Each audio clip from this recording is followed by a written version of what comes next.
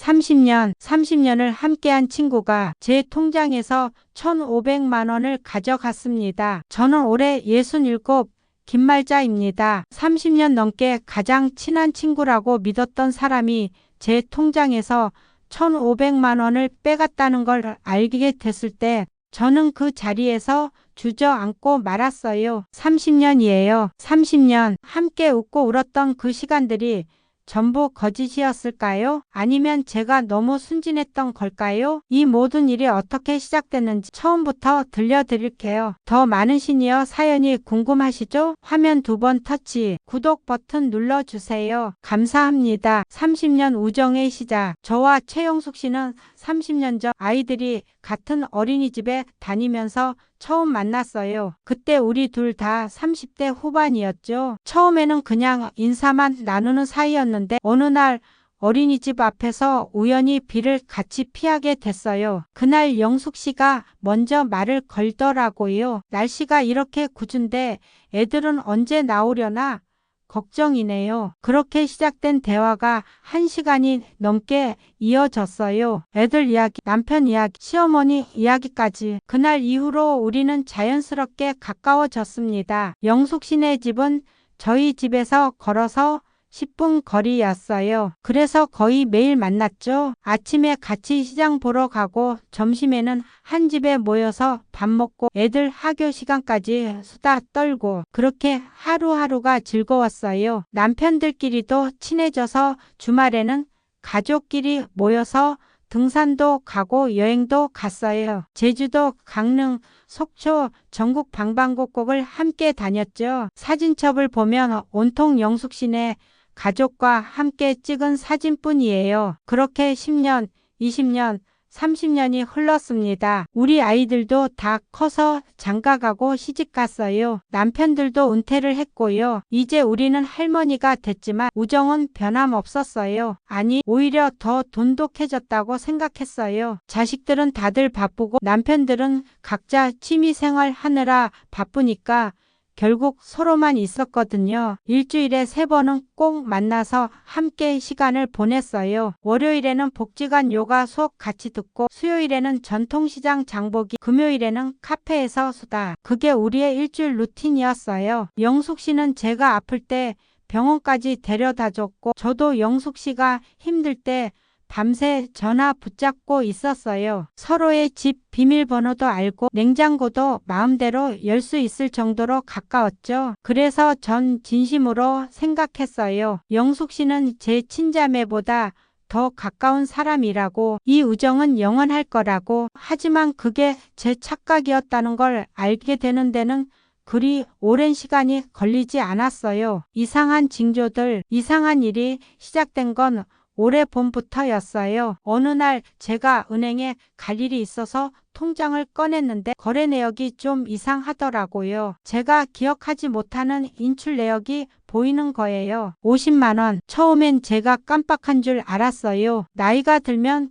기억력이 예전 같지 않으니까요. 아, 내가 뭐 사고 잊어버렸나 보다. 그렇게 넘어갔어요. 그런데 한 달 후 또 같은 일이 생겼어요. 이번에는 100만 원이 빠져나간 거예요. 그것도 제가 전혀 기억하지 못하는 날짜예요. 이상하다는 생각이 들어서 거래 명세서를 자세히 살펴봤어요. 그런데 인출 장소가 제가 사는 동네 은행이 아니라 다른 구에 있는 은행이더라고요. 저는 거기 한 번도 간 적이 없는데 말이에요. 그때부터 불안해지기 시작했어요. 혹시 통장을 잃어버린 건 아닐까? 아니면 누가 제 통장을 훔쳐서 쓰는 건 아닐까? 급하게 서랍을 뒤져봤어요. 그런데 통장은 제자리에 있더라고요. 도장도 그대로 있었고요. 이게 도대체 어떻게 된 일인지 이해할 수가 없었어요. 다음날 바로 은행에 달려갔어요. 직원에게 물어봤죠. 제 통장에서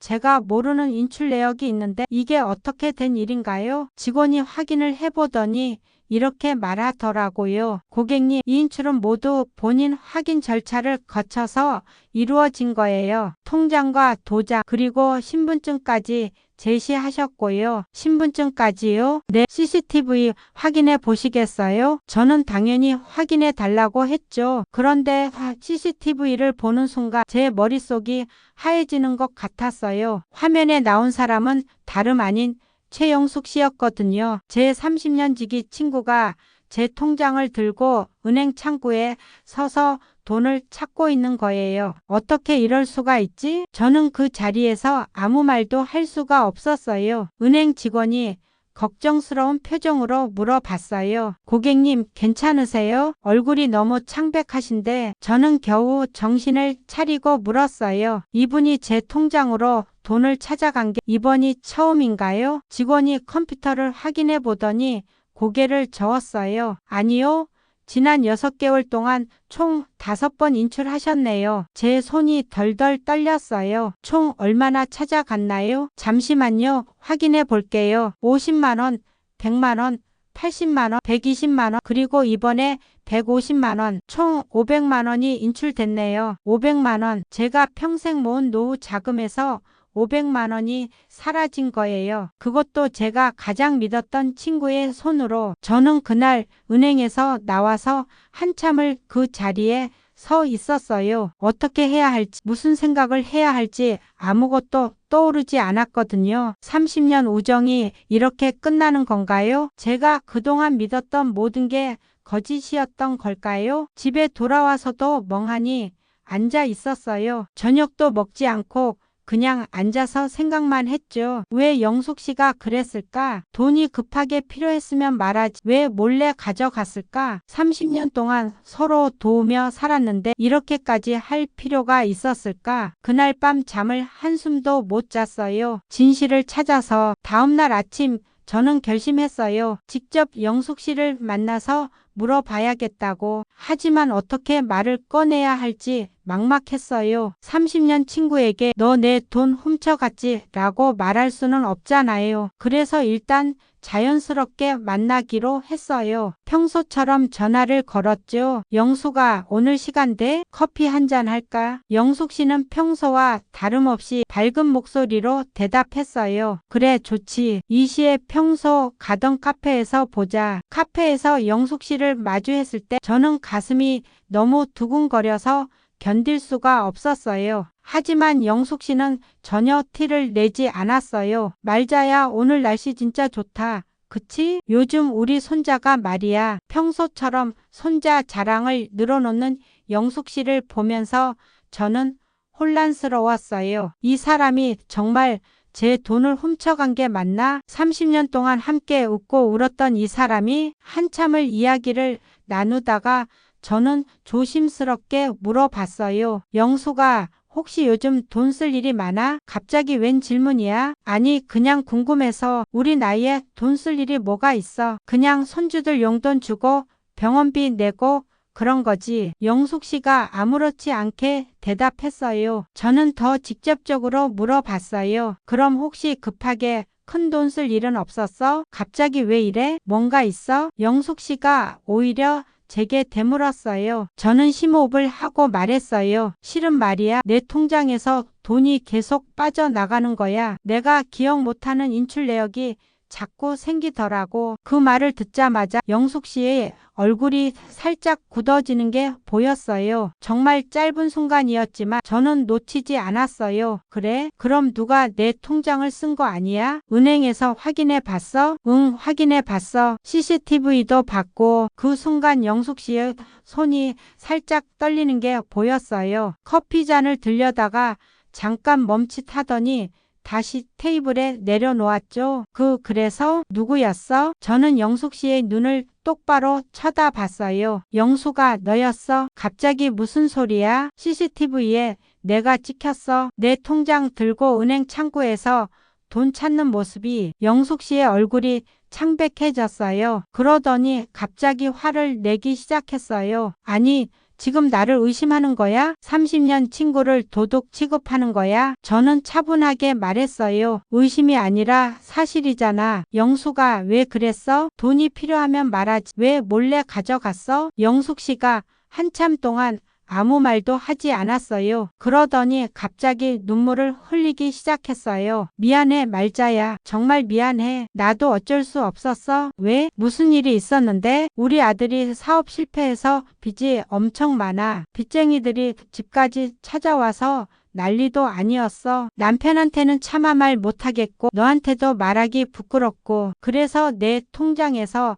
잠깐만 빌려 쓰려고 했어. 곧 갚으려고 했다고. 제 마음이 복잡해졌어요. 영숙 씨의 사정이 이해는 됐지만 그래도 용서하기는 어려웠어요. 영숙아, 그래도 이건 아니잖아. 친구 사이에도 선이 있는 거고 최소한의 신뢰는 있어야 하는 거 아니야? 나한테 한 번이라도 말했으면 도와줬을 텐데. 미안해, 정말 미안해. 영숙 씨는 계속 울면서 사과했어요. 하지만 저는 더 이상 그 자리에 있을 수가 없었어요. 일단 집에 가서 생각 좀 해볼게. 저는 자리에서 일어나서 카페를 나왔어요. 더 큰 진실. 집에 돌아온 저는 며칠 동안 고민했어요. 영숙 씨를 용서해야 할까? 아니면 완전히 인연을 끊어야 할까? 아들 때문에 어쩔 수 없었다는 말이 계속 머릿속을 맴돌았어요. 하지만 뭔가 석연치 않았어요. 정말 아들 때문이었을까? 궁금해진 저는 영숙 씨 아들에 대해 알아보기로 했어요. 마침 영숙 씨 아들과 같은 동네에 사는 지인이 있었거든요. 그분께 조심스럽게 물어봤어요. 혹시 영숙 씨 아들이 요즘 사업이 안 좋다는 얘기 들으셨어요? 그분이 의아한 표정으로 대답했어요. 무슨 소리예요? 영숙 씨 아들은 대기업 다니잖아요. 작년에 승진도 했다고 영숙 씨가 자랑하던데요. 제 머릿속이 또다시 하얘졌어요. 그럼 사업 실패는 거짓말이라는 건가요? 저는 더 확실하게 알아보기 위해 다른 방법을 생각했어요. 영숙 씨 남편에게 직접 전화를 걸어봤어요. 자형, 저 말자예요. 혹시 영숙이가 요즘 무슨 걱정거리 있어요? 영숙 씨 남편은 전혀 모르는 눈치였어요. 무슨 걱정이요? 요즘 손주 보느라 정신없이 행복해 하던데요. 왜요? 무슨 일 있어요? 아니에요. 그냥 궁금해서요. 전화를 끊고 나서 저는 모든 게 이해됐어요. 영숙 씨는 아들 때문이 아니라 다른 이유로 제 돈을 가져간 거예요. 그것도 계획적으로. 다음날 저는 다시 영숙 씨에게 연락했어요. 영숙아, 할 얘기가 있어. 오늘 우리 집으로 와줄래? 영숙 씨가 집에 왔을 때 저는 준비해둔 질문을 던졌어요. 영숙아, 내 아들 대기업 다니지? 작년에 승진도 했다고 들었어. 영숙 씨의 얼굴이 굳어졌어요. 그럼 사업 실패는 거짓말이었네? 영숙아, 대체 왜 그런 거야? 한참 동안 침묵이 흘렀어요. 그러더니 영숙 씨가 한숨을 쉬며 말했어요. 말자야, 솔직히 말할게. 손주들 학원비가 너무 많이 나가. 영어, 수학, 피아노, 미술, 태권도까지 한 달에 200만 원이 넘게 들어가. 우리 아들 월급으로는 감당이 안 되는데 며느리는 자꾸 더 좋은 학원 보내래. 그래서 내가 보태주고 있어. 저는 어이가 없었어요. 그게 이유라고요? 손주 학원비 때문에 친구 돈을 훔쳐간 거예요. 미안해. 하지만 손주들이 다른 애들보다 뒤처지면 안 되잖아. 요즘 세상이 얼마나 경쟁이 치열한데. 제 분노가 폭발했어요. 영숙아, 그건 내 아들이 해결할 문제지. 왜 내 노후 자금을 가져가는 거야? 나도 내 노후가 불안해. 그 돈이 얼마나 소중한지 알아? 영숙 씨도 화를 내기 시작했어요. 너는 아들이 잘 돼서 좋겠다. 연금도 나오고 집도 있고 나는 손주들 뒷바라지 하느라 정신없어. 친구면 좀 도와줄 수도 있는 거 아니야? 저는 믿을 수가 없었어요. 자기가 잘못해놓고 오히려 당당하게 나오는 영숙 씨를 보면서 30년 우정이 완전히 무너지는 걸 느꼈어요. 더 큰 배신. 영숙 씨가 화를 내며 집을 나간 후 저는 한동안 멍하니 앉아 있었어요. 30년 우정이 이렇게 끝나는구나. 그런데 며칠 후 더 충격적인 사실을 알게 됐어요. 복지관에서 같이 요가 수업을 듣던 김 선생님이 저를 조용히 부르더라고요. 말자씨, 할 말이 있어서요. 혹시 영숙 씨랑 무슨 일 있었어요? 갑자기 왜 그러세요? 김 선생님이 조심스럽게 말을 꺼냈어요. 실은 영숙 씨가 다른 사람들한테도 비슷한 짓을 했거든요. 제 손이 차갑게 식는 걸 느꼈어요. 다른 사람들이요? 네. 박 선생님도 피해 보셨고 이 선생님도요. 다들 영숙 씨한테 돈을 빌려줬는데 안 갚는다고 하더라고요. 처음엔 손주 학원비가 급하다고 하고 나중엔 남편이 아프다고 하고 매번 다른 이유를 대면서 돈을 빌렸대요. 얼마나요? 박 선생님한테는 300만 원, 이 선생님한테는 200만 원, 그리고 들리는 얘기로는 다른 분들한테도 빌렸다고 해요. 저는 그 자리에서 주저앉을 뻔했어요. 저만 당한 게 아니었어요. 영숙 씨는 주변 사람들한테 계속 이런 짓을 해온 거예요. 30년 우정을 이용해서요. 그날 저녁 저는 피해를 본 다른 분들을 만나기로 했어요. 박 선생님과 이 선생님 그리고 김 선생님까지 모두 4명이 모였어요. 다들 비슷한 피해를 봤더라고요. 박 선생님이 말했어요. 저는 작년에 영숙 씨가 남편 수술비가 급하다고 해서 300만 원을 빌려줬어요. 나중에 갚겠다고 했는데 지금까지 한 푼도 안 갚았어요. 그런데 얼마 전에 알았어요. 영숙 씨 남편은 아프지도 않았대요. 이 선생님도 비슷한 얘기를 했어요. 저는 올해 초에 200만 원을 빌려줬어요. 딸이 교통사고 났는데 보험 처리가 안 돼서 급하다고 하더라고요. 그런데 나중에 딸을 직접 만났더니 교통사고 난 적이 없대요. 우리는 모두 영숙 씨한테 속은 거였어요. 계산해보니 영숙 씨가 주변 사람들한테서 가져간 돈이 총 1200만 원이 넘었어요. 저는 결심했어요. 더 이상 참을 수 없다고. 다음날 저는 영숙 씨네 집으로 찾아갔어요. 이번엔 혼자가 아니라 피해를 본 다른 분들과 함께요. 초인종을 누르자 영숙 씨가 문을 열었어요. 우리를 보자마자 얼굴이 창백해지더라고요. 뭐야? 너희들 왜 다 같이 온 거야? 영숙아, 우리 할 얘기가 있어. 저는 단호하게 말했어요. 영숙 씨는 마지못해 우리를 안으로 들였어요. 거실에 앉자마자 박 선생님이 먼저 말을 꺼냈어요. 영숙 씨, 내 돈 300만 원 언제 갚을 거예요? 벌써 1년이 넘었어요. 이 선생님도 이어서 말했어요. 저도요. 200만 원 빌려준 지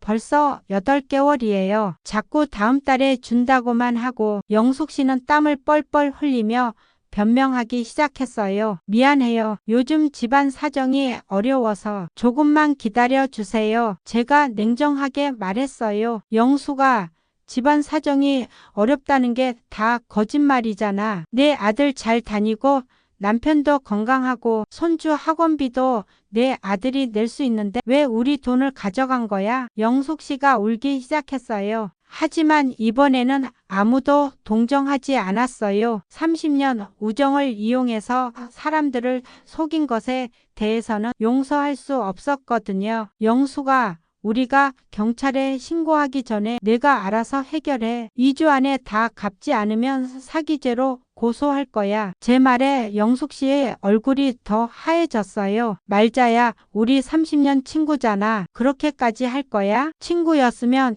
이런 짓을 하지 말았어야지. 우리는 더 이상 할 말이 없었어요. 자리에서 일어나 영숙 씨네 집을 나왔죠. 정의의 실현. 2주가 지났지만 영숙 씨에게서는 아무 연락이 없었어요. 돈을 갚을 생각도 없고 사과할 생각도 없는 것 같았어요. 저희는 약속대로 경찰서에 갔어요. 4명이 함께 고소장을 제출했죠. 은행 거래 내역, CCTV 영상, 문자 메시지 기록까지 모든 증거를 준비했어요. 경찰이 조사에 착수했고 며칠 후 영숙 씨가 소환됐어요. 조사 과정에서 더 많은 피해자들이 나타났어요. 영숙 씨는 우리뿐만 아니라 교회 사람들, 동네 이웃들한테도 비슷한 짓을 했더라고요. 총 피해액이 3천만 원이 넘었어요. 결국 영숙 씨는 사기죄로 기소됐어요. 재판 과정에서 영숙 씨는 계속 변명했어요. 손주들 때문이었다.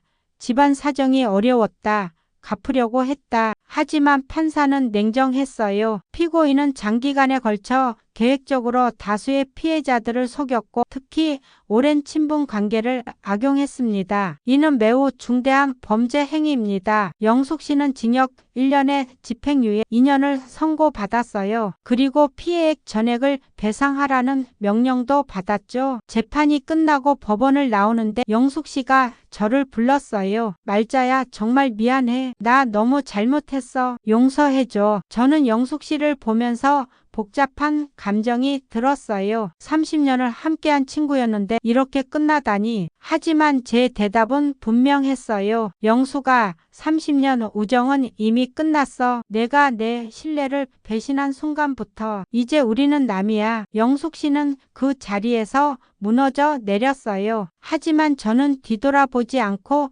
법원을 나왔어요. 그 일이 있고 나서 6개월이 지났어요. 영숙 씨는 판결에 따라 돈을 나눠서 갚고 있어요. 매달 50만 원씩 입금되고 있지만 완전히 갚으려면 아직 2년은 더 걸릴 것 같아요. 저는 그 후로 영숙 씨를 한 번도 보지 못했어요. 아니, 보지 않으려고 했어요. 가끔 동네에서 마주칠 뻔할 때도 있었지만 저는 다른 길로 돌아갔죠. 30년 우정이 이렇게 끝나다니 처음에는 정말 마음이 아팠어요. 밤에 잠을 못 이룰 때도 많았고 영숙 씨와 함께 찍었던 사진들을 보면서 울기도 했어요. 하지만 시간이 지나면서 깨달았어요. 이건 제 잘못이 아니라는 걸. 저는 진심으로 친구를 대했지만 영숙 씨는 저를 이용한 거예요. 그리고 또 깨달은 게 있어요. 나이가 들었다고 해서 당하고만 살 필요는 없다는 거. 잘못된 건 잘못됐다고 말할 수 있어야 한다는 거. 지금 저는 복지관에서 만난 새로운 친구들과 시간을 보내고 있어요. 박 선생님,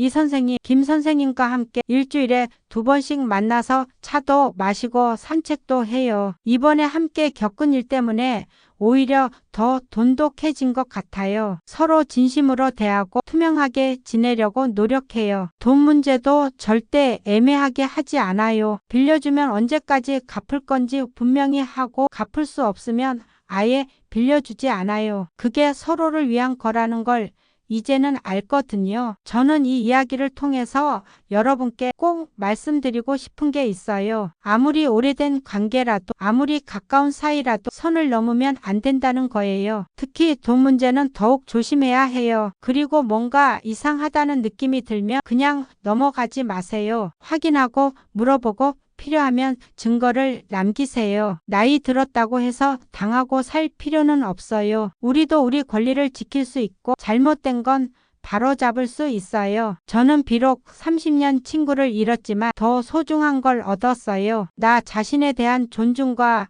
새로운 친구들 그리고 삶을 대하는 지혜요. 이제 저는 남은 인생을 더 당당하게 더 지혜롭게 살아가려고 해요. 여러분도 그러셨으면 좋겠어요. 지금까지 제 이야기를 들어주셔서 감사합니다. 구독과 좋아요 부탁드려요. 여러분의 작은 관심 하나하나가 제게 큰 힘이 됩니다.